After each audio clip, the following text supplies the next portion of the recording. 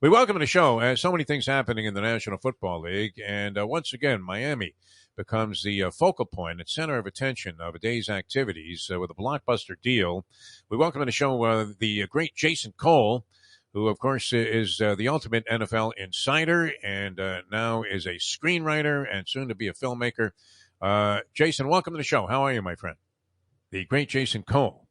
All right, Jason, well qualified to speak of these things, and I believe we have him connected now. Jason, how are you, my friend?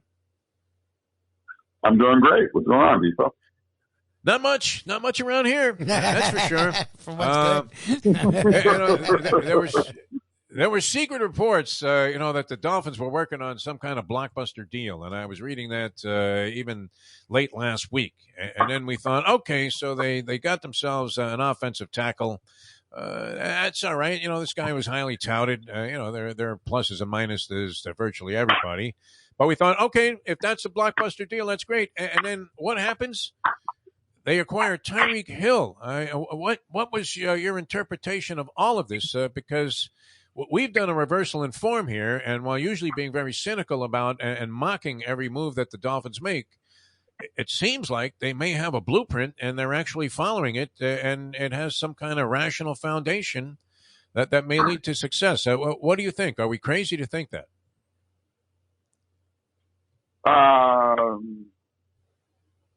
This is not part of a blueprint. This is part of something that just happened.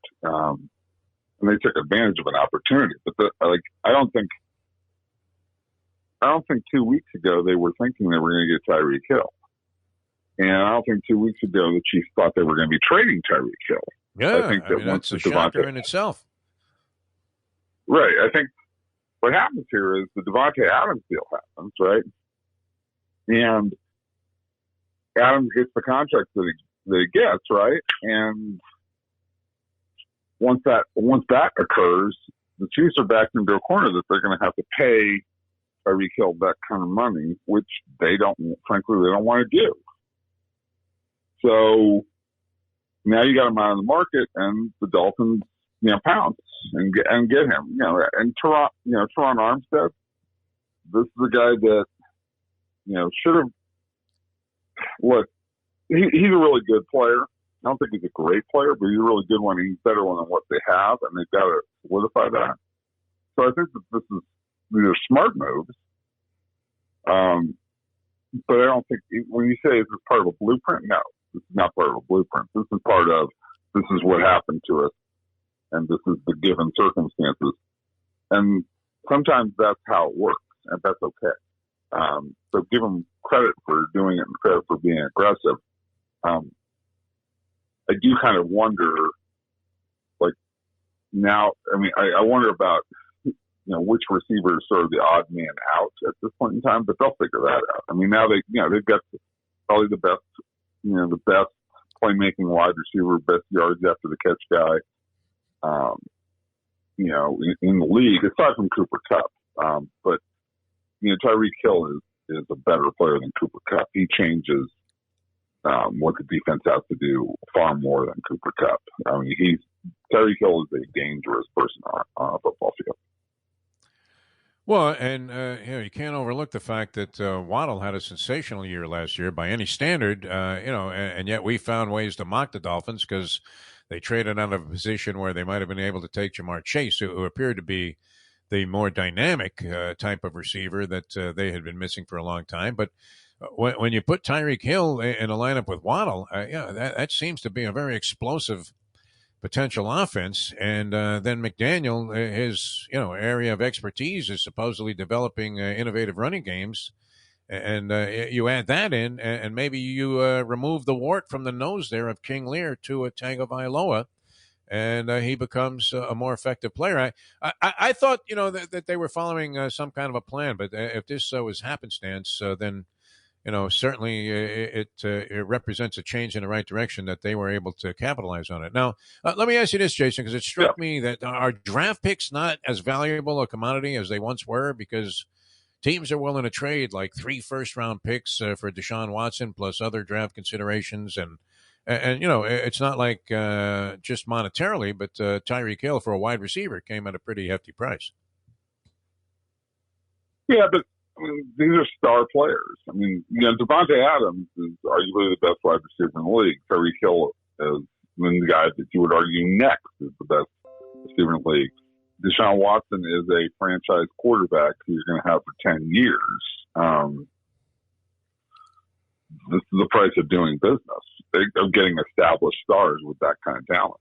I don't think there's any question that this is what you have to do. So, when you go in, when you push in your chips for these kind of guys, you have to go all in. So yeah, I'm not surprised at the price tag of those guys. And I don't think it's any comment on the value of the draft. You still have to have draft picks, but I just think that these are not normal players who get traded. Like, this is an unusual offseason when these guys get dealt. That's number one. And number two, with the cap going up enough right now, you can afford to take on these kind of contracts a little bit better than you could, say, 10 years ago. So that doesn't devalue draft picks, but what it does do is it says, I have room to spend money-wise on established stars. This is Defo Show here, Ion Channel. Just Google the Defo Show, talking with NFL insider Jason Cole, also author and burgeoning screenwriter. Cole, man, so whether it's plans or happenstance, which again, happenstance usually was bad for the Dolphins. It feels like this time happenstance, at least like Defo just said, they're being aggressive.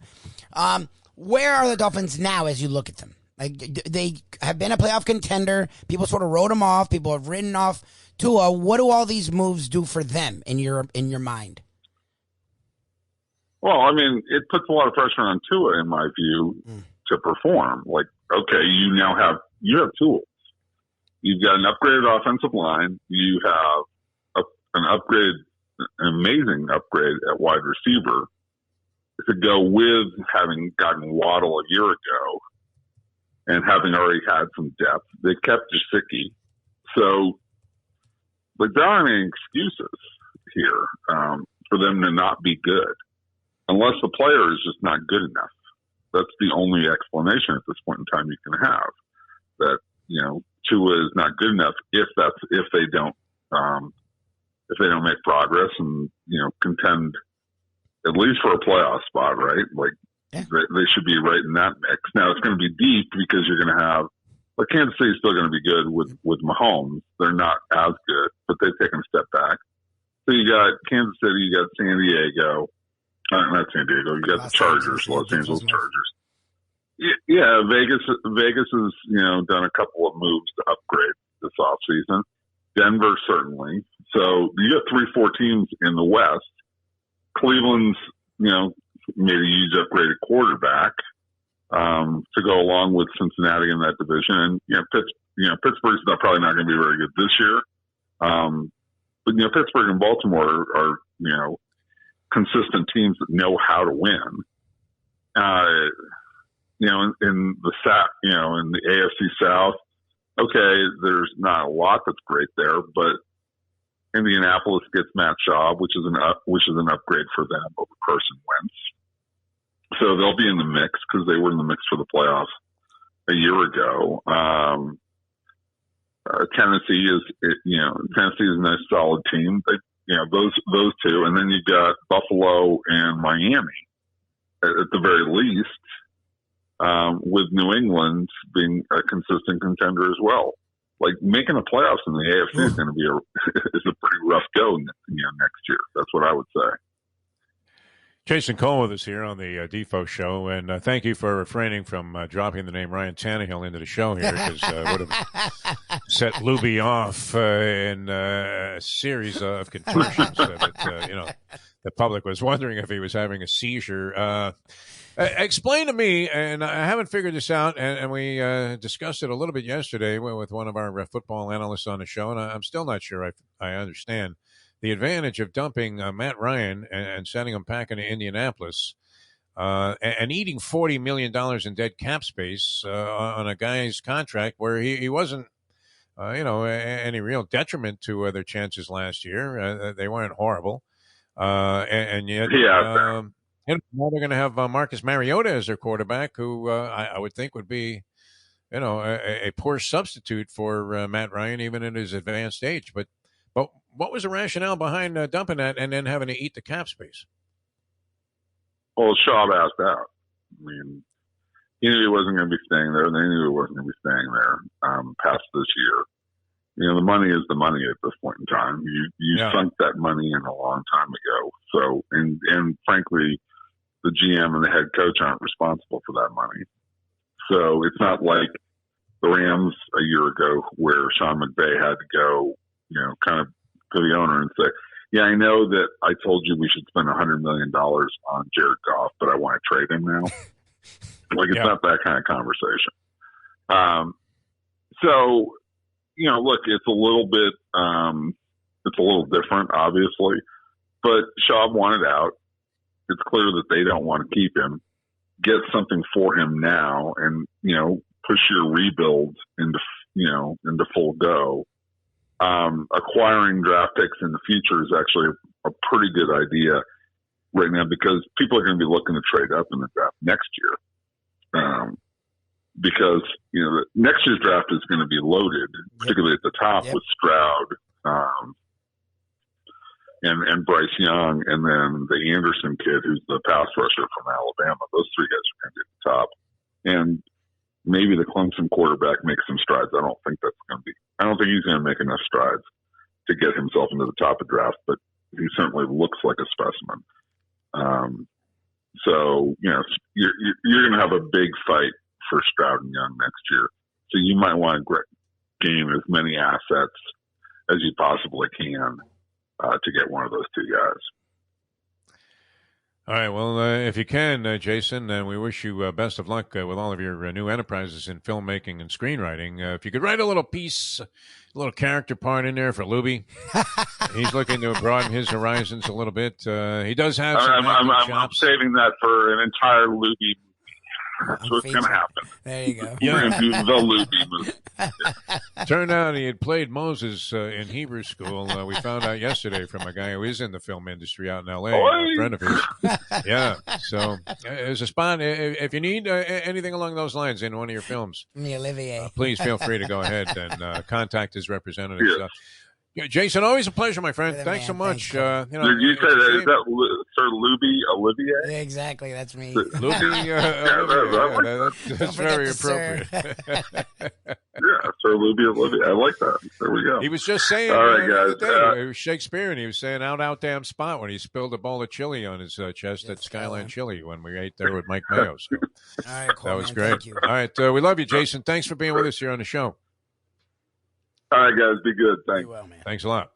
The one and only Jason Cole, our favorite NFL insider, one of the best out there, one of the originators at being an NFL insider, covered the Miami Dolphins a long time down here in South Florida and has worked for various networks. Still an NFL insider, also a great author, LA Relentless Life, and burgeoning screenwriter. So very positive about the Miami Dolphins as we are down here. Still, reserved because you don't know, and a lot of Dolphins fans are still that way, but pumping the brakes, withstanding, a lot of excitement around the Dolphins for the first time in a long time. Yeah, it was a rough night for the Heat. The last couple games have been rough. We didn't talk much about that. The Heat playing two teams, Sixers and Warriors, good teams, but missing their stars. The Heat should have won in walkovers. The Heat did not do that. However, tempers flared. Look, the Heat are a group of guys that have had a lot of success. They are heart and hustle guys, but they're also winners, and there's a lot of egos, and it spilled over. And you know what? Good. This team has played with a lot of complacency lately, and it's about time. Spoelstra, one of the top 15 coaches ever, one of the top 3 coaches in the league. He sort of just was a part of it, but also witnessed it, and it seems like it's the kind of thing that the Heat needed to wake up. We'll see. They have a busy weekend. We have a busy morning. Tomorrow, check us out. Just Google the Defo Show, DEFO, for our Degenerate Friday action. Talking Tourney, and our exclusive content podcast, the Believe Network, Believe.com, search After Hours. Today, we talk with John U. Bacon about his Michigan Wolverines, best-selling author, Let Them Lead, New York Times bestseller. Also, a guy that knows Michigan, a thing or two about Michigan. We talk with him on Believe.com, search After Hours. And tomorrow, we will have more of the Defo Show with Lubie right here on the 5 Reasons Sports Network. Recently, we realized it's not just hurricane season that can hurt us. Any time of year, things can happen to your home or business. And the insurance company can be your friend, but they also can be your enemy. Horizon Public Adjusters, Justina Testa, are here for you to help this process go so much easier. Before you call the insurance company, call Horizon Public Adjusters and Justina Testa at 954-809-8752. Would you go into court without an attorney? So why would you go up against an insurance company without Horizon Public Adjusters and Justina Testa? 7 to 10 times more money recovered with a public adjuster than if you went on your own. If there's no recovery, there's no fee. Give them a call at 954-809-8752. Why go up against insurance companies alone when you can have Horizon Public Adjusters and Justina Testa on your side? Hey folks, Tony Segreto here. You know, since day one, Catholic Health Services has been part of Old School. And since we've started letting people know about them, it's changed their lives. You see, Catholic Health Services, while being recognized as one of the top places for stroke rehab in the country, it's also about a group of people who not just excel in what they do, from the doctors to the nurses to the therapist, on and on and on. It's how they do what they do every single day that separates them from the pack. They do it with a passion, unmatched, and the inclusion of family in every step of the process. Trust me when I tell you this. If you want the best, unmatched rehab with a special group of skilled, caring people, there is truly only one place, and that one place is Catholic Health Services.